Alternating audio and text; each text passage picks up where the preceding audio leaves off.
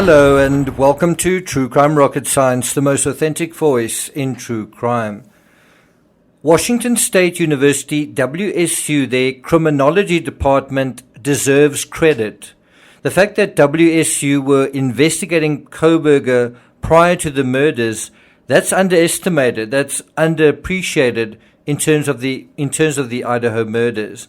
It's not just that a department was investigating Koberger, it's that a criminology department was investigating someone, a would-be criminal, certainly alleged, officially alleged at this point. Now, we know that the 28-year-old criminology PhD student, we know he began working as a teaching assistant in WSU's criminology department in August as part of his graduate program. We also know that within a month, he was already under investigation. By September, he was already under investigation. This investigation didn't happen after the murders. It didn't happen after they identified him in the media. He was already under investigation. So in other words, the university were investigating him even before the police were. And that's a credit to the university, but particularly to the criminology department. And what were they investigating him for? Behavioral problems, a sexist attitude towards women, altercations with his professors. So can you see, it is underappreciated that before there was any police investigation, you did have people who were self-aware, who were attentive, who were paying attention to details, who were seeing red flags. That's their job, and they were doing their job. And so I think the part that is easy to miss is you might kind of have this idea that WSU, that the entire university were investigating Koberger. Actually, it was the criminology department. Even if it was WSU investigating, it was the criminology department that wanted an investigation. And it was the criminology department at WSU doing what they were supposed to do. They were supposed to notice odd behavior in terms of the theoretical, hypothetical cases, and here was someone right in front of them, unraveling, behaving badly right in front of them. So, they were supposed to identify red flags, and they hadn't they? And I think that's an angle, that's a perspective that we haven't really seen explored before or sufficiently until this point. Before we get to the rest of this analysis, if you haven't subscribed to the channel, please do.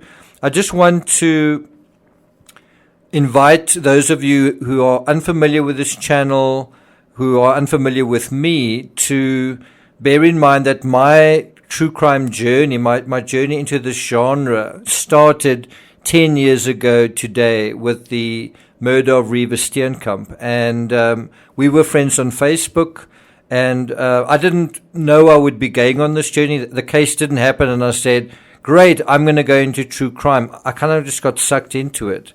And so if you're interested in that story, if you're interested in how I met Lisa Wilson from Los Angeles, California, who was blogging at the time, if you're interested in how we went from sort of ordinary laymen, ordinary members of the public, ordinary civilians, ordinary bloggers, to authors. We were ultimately interviewed.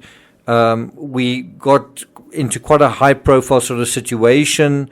We sat in court. We were in the Supreme Court when they overturned the verdict, something that we predicted long before. If you're interested in that story, have a look at our discussion about our 10-year journey.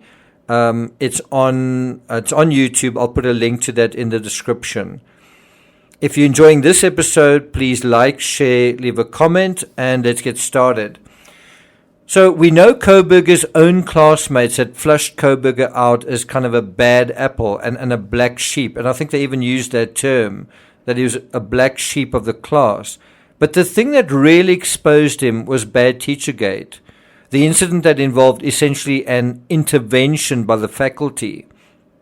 In other words, and one does wonder if if he didn't teach, if he wasn't in that social situation where he was in charge of other kids, would any of this happen? Would the crime even have happened? Would he have been exposed as this socially awkward person, as this difficult to work with individual?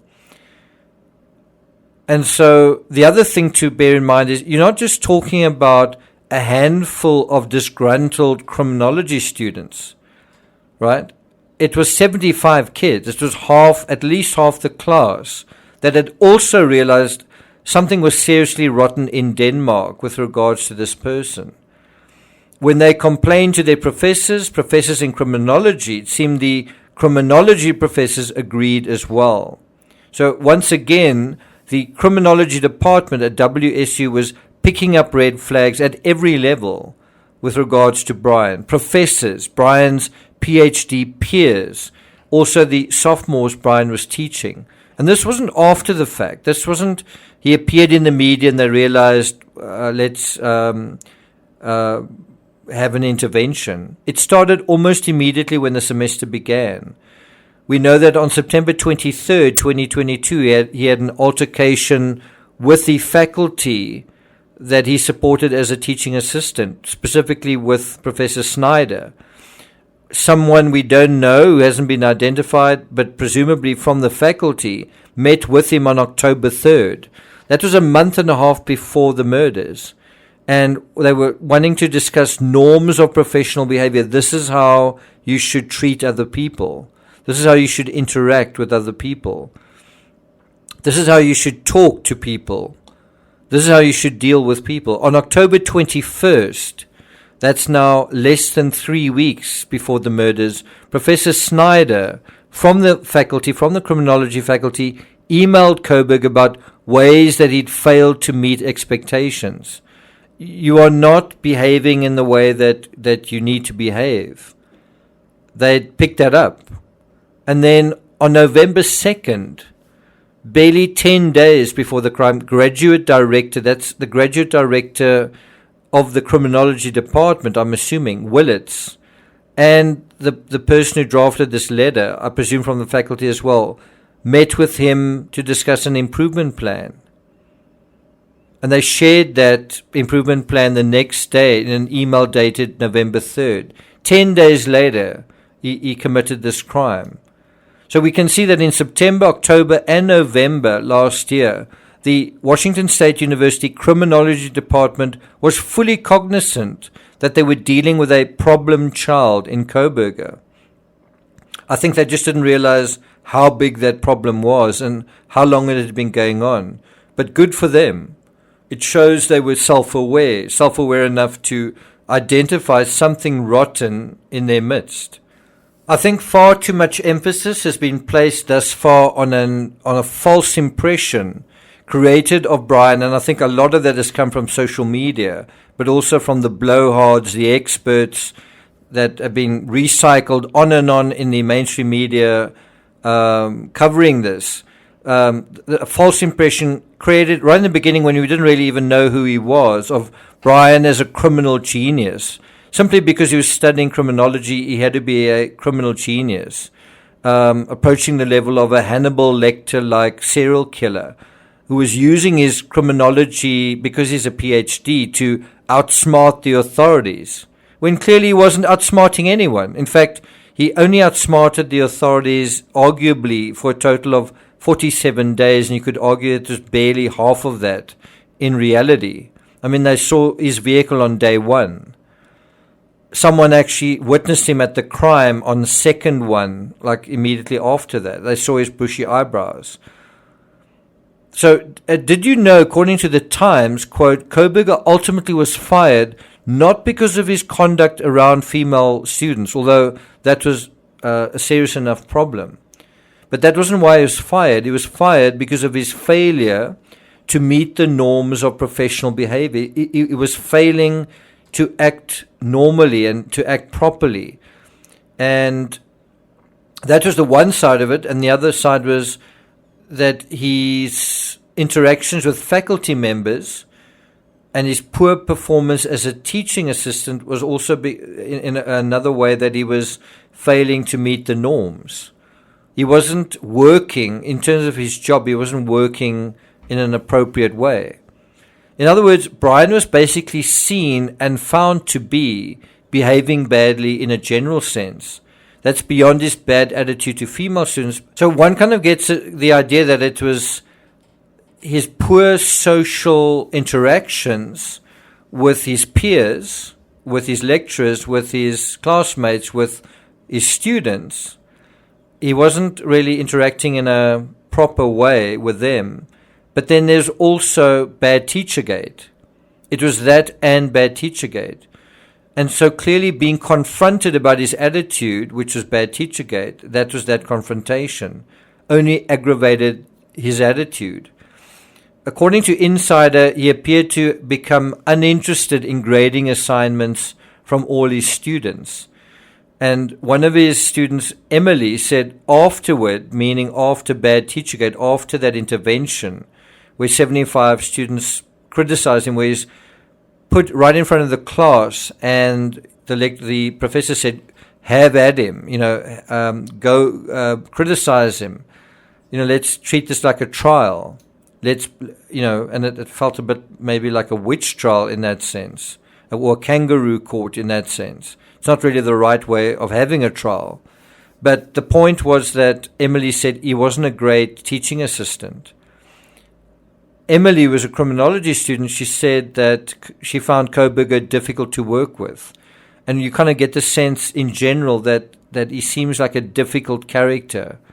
And when you do talk to him, he doesn't stop talking. Among the faculty members that reported concerns was regarding Koberger's conduct towards women.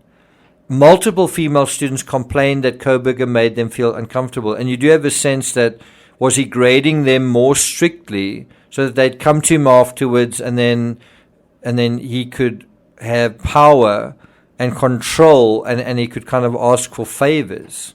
Did he have some sort of cynical attitude in that regard? On one occasion, Koberger was accused of following a female student to her car, and I've already reported on that.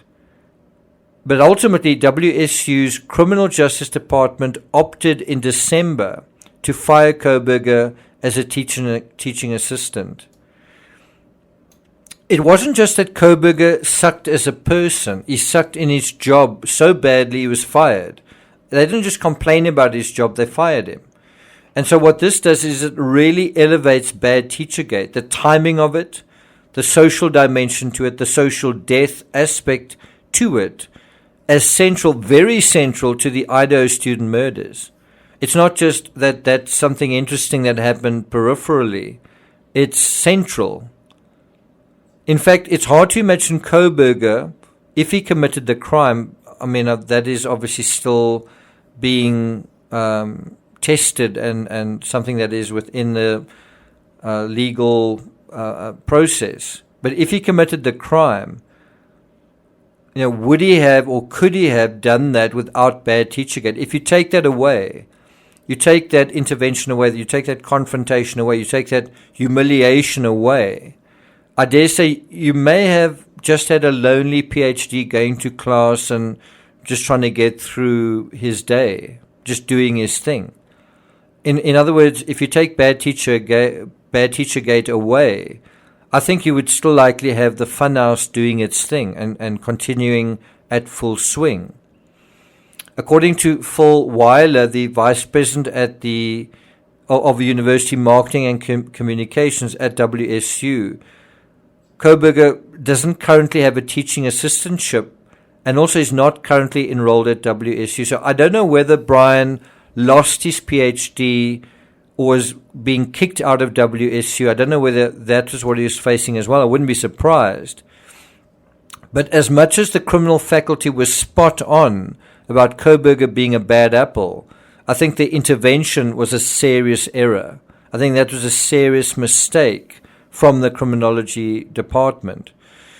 In the same way that Bryan took on an us versus them attitude and allegedly murdered 4 young students in the ultimate manifestation of that antisocial attitude, I think WSU and the criminal faculty took on an us versus them, an us versus Bryan response as well, and that didn't help the situation. And so how could this have been done differently? How could it have been done better? How can we learn from what happened here? Well, I think you've got to then ask, what's the original problem in this case? What is the root cause of what happened here? Isn't it Bryan's powerlessness? Not just at WSU, but in general. It was a powerlessness that he brought, a social invisibility, a social insignificance, a social lack of influence that he brought with him from Pennsylvania into WSU, right? And clearly, Koberger was in the wrong. I don't want to defend his actions, and he had serious attitude adjustments to make. But perhaps there was another way of dealing with that besides throwing the book at him. How could you help him be more sociable? How can you try to soothe away the problem, try and resolve the original problem? Help him be more sociable, but also help him be more socially acceptable, rather than punish him with a blunt spoon, expose him, and what that does is simply aggravates. He feels bullied, so it aggravates. He feels humiliated. It inflames the situation. So I feel this case ought to be part of the lesson plan in criminology at WSU and beyond. How do you de-escalate a criminal psychology that is in the making? It's being brewed, it's percolating, it's marinating, it's developing, it's going somewhere. How do you de-escalate that? Not hypothetically, directly. If you are his classmate, you his lecturer, you one of his students, how do you de-escalate all of that thing? And you might say, it's not my responsibility. What if it was? What if it was your job to de-escalate that, or your job to within the criminology department, it was your job to find a solution? And that was an assignment. Find your solution to de-escalate the criminal psychology. And you might say, rules are rules, and the law is the law. But the question is, what's the in-between part, the social glue, the reading between the lines part, where society can provide more soothing, more conciliation, less confrontation, less humiliation?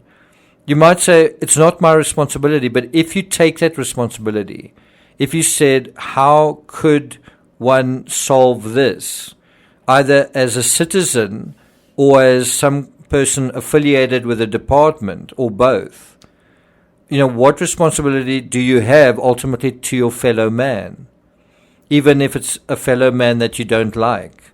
Do you have any responsibility? Well, what if someone said, I'm making you responsible to de-escalate this? What would you do? What would you do? How do you have less confrontation, less humiliation if someone is actually not behaving right?